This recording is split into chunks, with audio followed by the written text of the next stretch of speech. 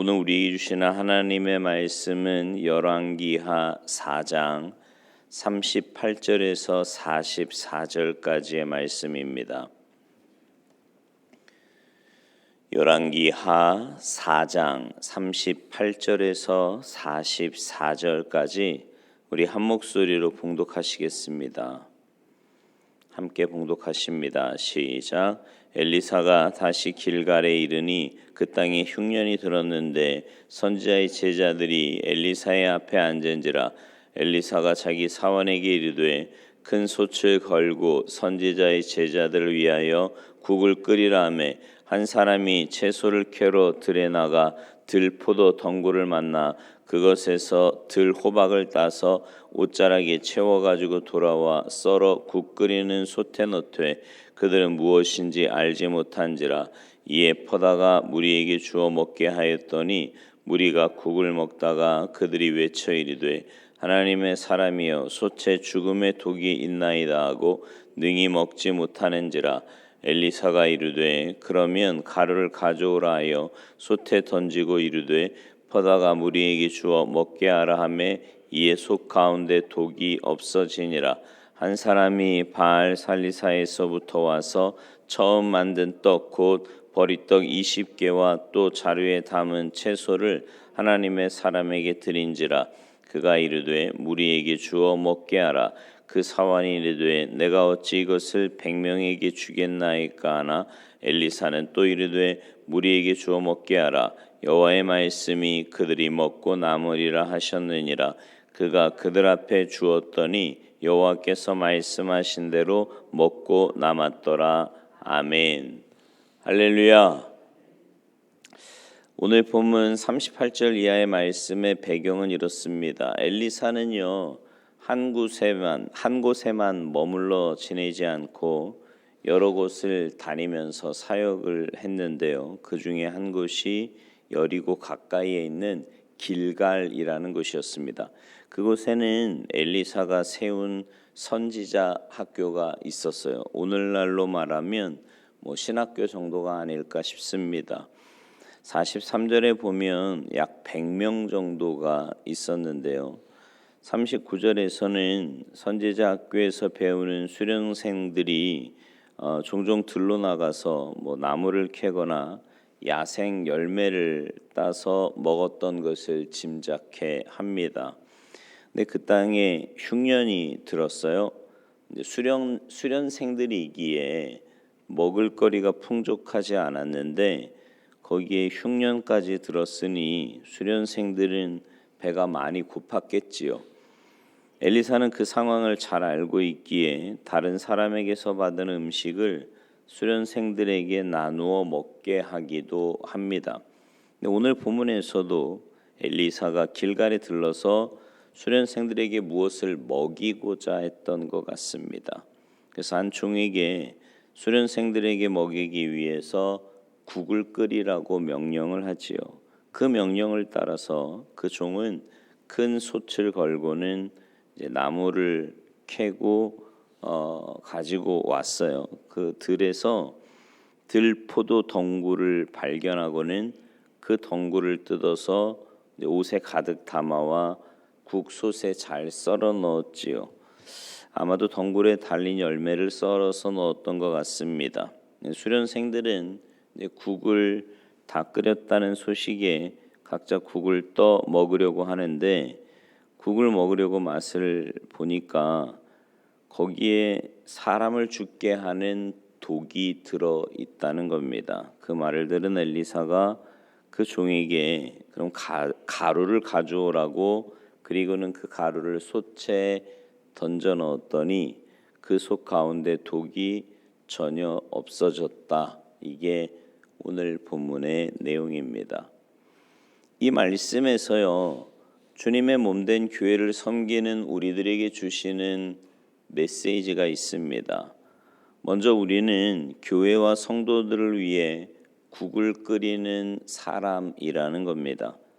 주님은 우리에게 명령하시기를 너는 교회와 성도들을 위해 국을 끓이라고 하십니다.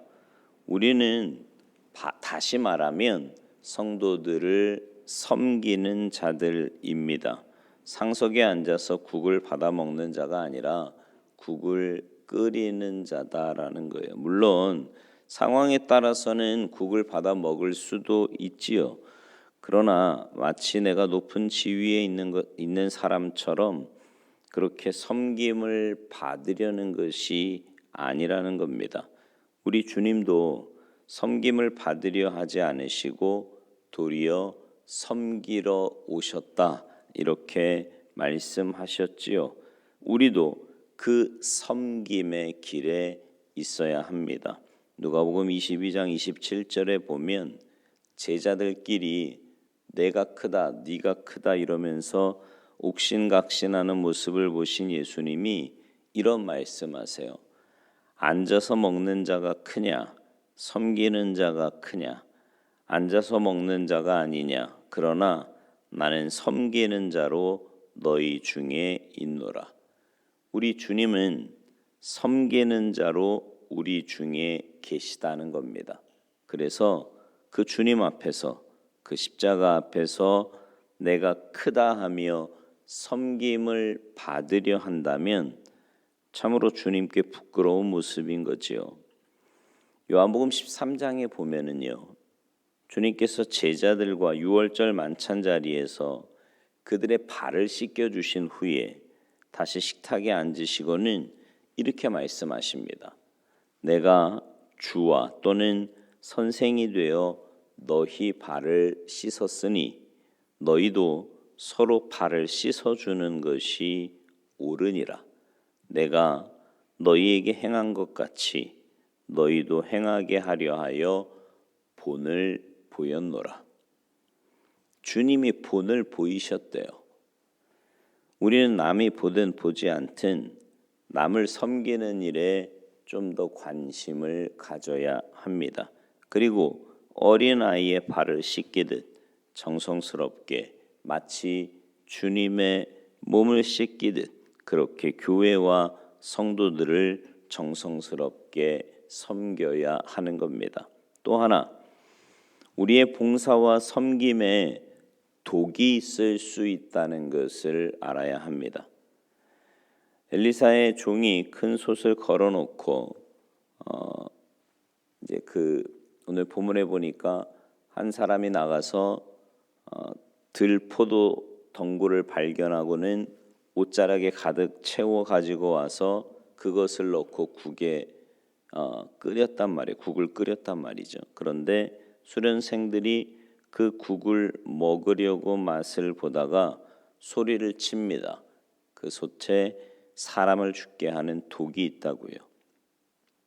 여러분, 그 열매를 따온 사람은 얼마나 당황했을까요? 얼마나 무안했을까요? 그 종을 생각해 보면 조금이라도 더 잘해 보려고 했던 것이 그만 솥에 독초를 넣은 겁니다. 생각지도 못한 결과였고 조금 당황하고 억울하기도 했을 것 같습니다. 정말 잘 하려고 한 건데 말이죠.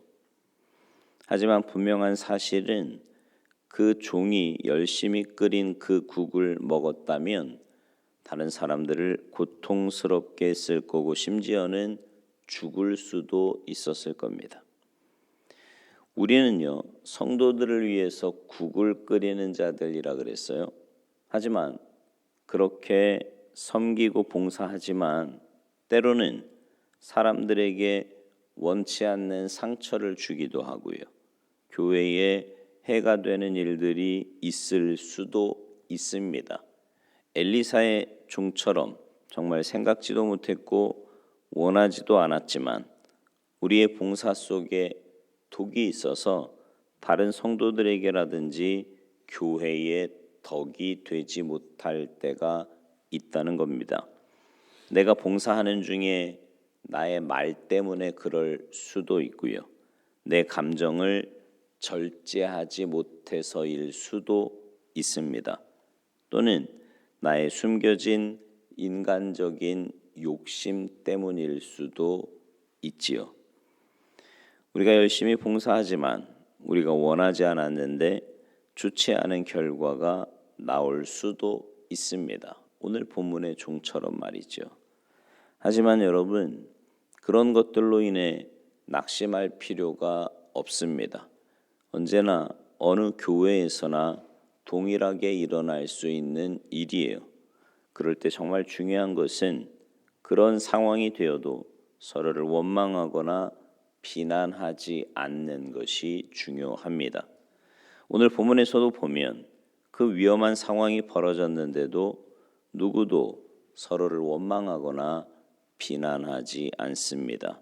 그리고는 결국 엘리사가 가루를 뿌려서 해독을 하지요. 이건 뭘 가르치고자 하는 걸까요? 그 가루가 어떤 가루였는지는 모르겠지만 그 가루가 독초를 해독하는 약은 아니었습니다. 이것을 이렇게 좀 해석하고 싶습니다. 우리가 열심히 봉사하다 보면 원하지 않았지만 때로 그것이 독이 될 때도 있고 해가 되는 결과가 나와서 서로를 힘들게 할 때도 있을 겁니다.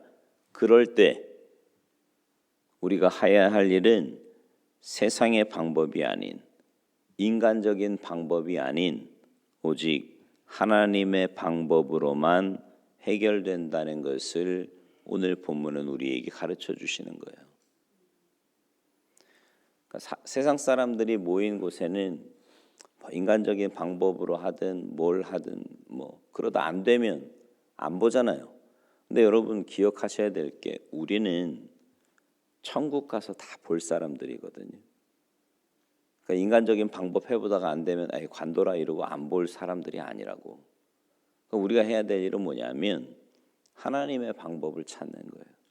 하나님 앞에 가서 기도하고 하나님의 뜻이 무엇인지를 찾고, 그래서 주님의 마음을 달라고 기도한 다음에 그리고는 입을 열기보다는 하나님 앞에 나가서 기도하고 하나님의 은혜를 구하면 여기 가루가 뭔 가루였는지 모르겠지만 그게 그렇게 특별한 거였겠습니까?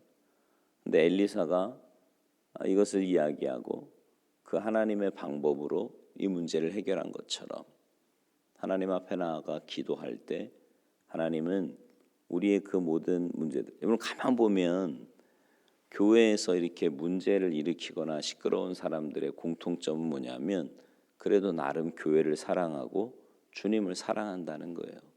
그럼 좋은 모습만 보자고.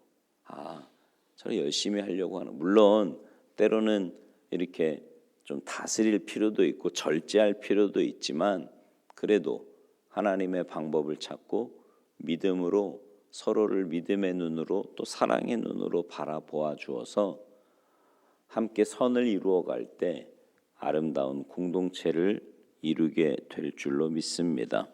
그래서 우리가 더 기도해야 되고 더 하나님의 은혜를 구해야 되는 거예요. 주님의 몸된 교회는 여러분의 헌신과 봉사를 통해 세워져 나갑니다. 근데 사실 우리가 그럴 만한 자격이 있는 사람들은 아니잖아요.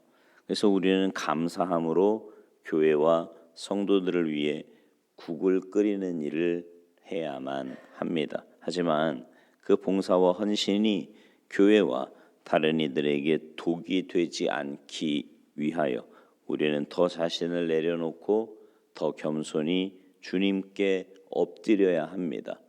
그러면 하나님의 도우심으로 그분이 친히 간섭해 주셔서 교회와 성도들을 기쁘게 하고 감동을 주는 국을 끓이는 진정한 섬김이 될 겁니다.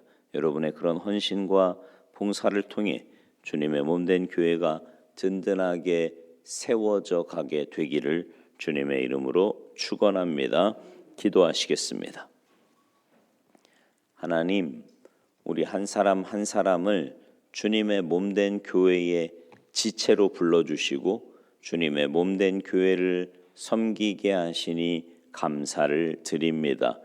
우리의 몸이 한 곳이라도 제 기능을 발휘하지 않으면 고통스러울 수밖에 없고 죽은 몸이 될 수밖에 없는 것처럼 우리 한 사람 한 사람이 주님의 몸된 교회를 섬기는데 아무것도 하지 않으면 그 주님의 몸된 교회가 썩을 수밖에 없고 죽을 수밖에 없다는 사실을 깨닫고 열심을 다해 함께 세워가는 우리 모두가 되도록 주님 도와주시옵소서. 특별히 주님 맡겨주신 귀한 일들 감당할 때 세상적이고 인간적인 마음이나 방법이나 생각이 아니라 주님의 말씀 붙잡고 그 말씀대로 순종하여 주님 뜻대로 순종하여 주님이 기뻐하시는 모습으로 주님의 공동체를 잘 세워가는 우리 모두가 되도록 주님 도와주시옵소서. 감사드리며 예수님의 이름으로 축복하며 기도하옵나이다. 아멘.